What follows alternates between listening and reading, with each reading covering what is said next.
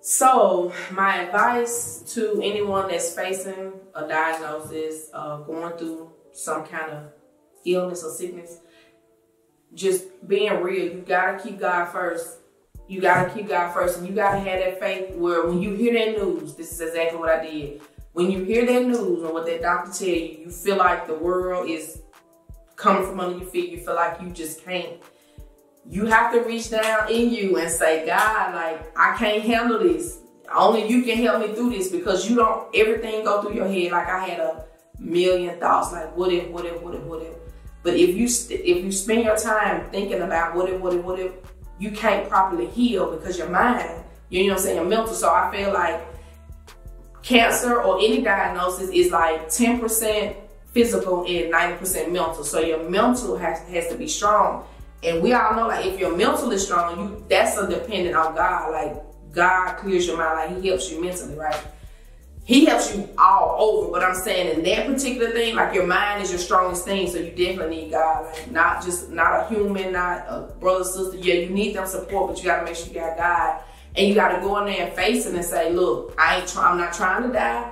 You know, this is not it for me. This is exactly what I told myself. Like, I got so much to do. I really said, God, I know the plans I got. I know the plans that you showed me. Like, this can't be it for me.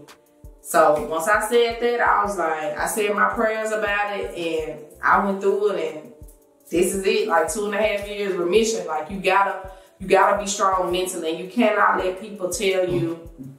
You can't let people tell you what kind of surgery to have. You can't let people tell you. You just can't allow negative energy, period. Like, you can't, negative energy will, like, just kill your spirit. So what you gotta do is stay positive. Keep your a bomb-ass support system. Like, people that know that you're not gonna ask for nothing, but they'll give it to you anyway. They'll bring it to you anyway. Those kind of people. Like, we know you're going through. We know you don't want to go eat, or we know you don't want to feel like being bothered, but we're going to come and sit with you. That kind of energy, because that energy keep you going, and that's what kept me going. So yeah, if you're going through it, keep God first, keep your mental strong, and block out any negativity. You're gonna be all right. You should eat Thanksgiving leftovers as long as it's good to eat. Because let me tell you, so my favorite thing for Thanksgiving to eat is dressing. If that dressing is in the refrigerator, okay, so we eat Thanksgiving on the Thursday, right? Of course, Thanksgiving on the Thursday. Tuesday, if it's still some dressing, I'm gonna eat. Let me tell you why.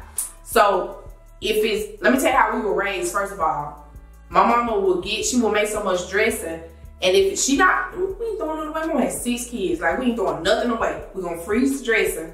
We're gonna put it in the freezer. So when you're ready to eat it Monday, Tuesday, we're gonna take it out the freezer. My mama gonna put some grease in the skillet, and she gonna refry the dressing. It's like Thanksgiving Day. Like, so yeah. Just a few days. I ain't gonna say no week or nothing like that, you know what I'm saying? But yeah, if it's 3 or 4 days, I'm still, if the dressing is there and it's good, I'm gonna eat it. Period. That's just how I was raised.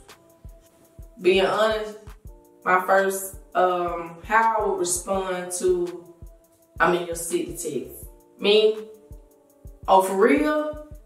How long you gonna be here? Like that. And then I'd be like, well, what you wanna do? You know, what you trying to do? Because, Jackson has stuff to do, but people coming from another city, they probably thinking like, Jackson, so we gotta find something to do. But first, my initial reaction will be like, for real? Like, what you trying to do? Like, what you wanna do? What you wanna link? Something like this. So yeah, it ain't no other stuff. Like, yeah.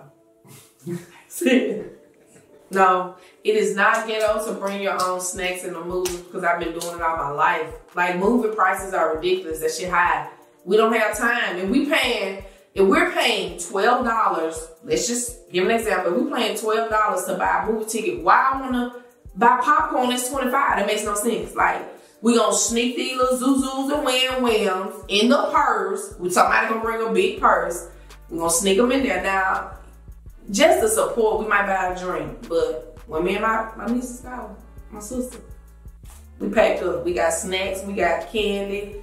We might buy a drink, but yeah, we're gonna definitely bring snacks in. It's not ghetto. That is tradition. That is black life, period. Would I ever go through my spouse's phone? Absolutely.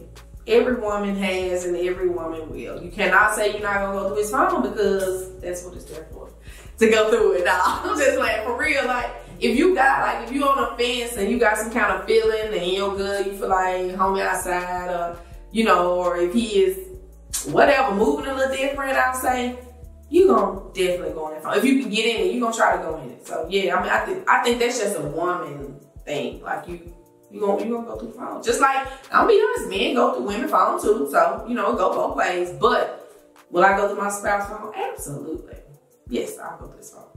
My unpopular opinion is chitlins are delicious.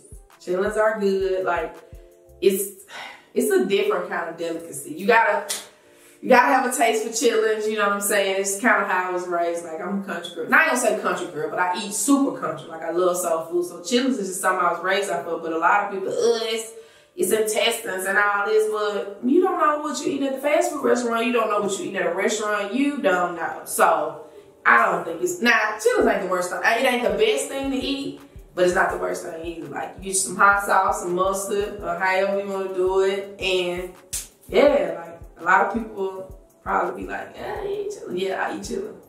A lot of them, period.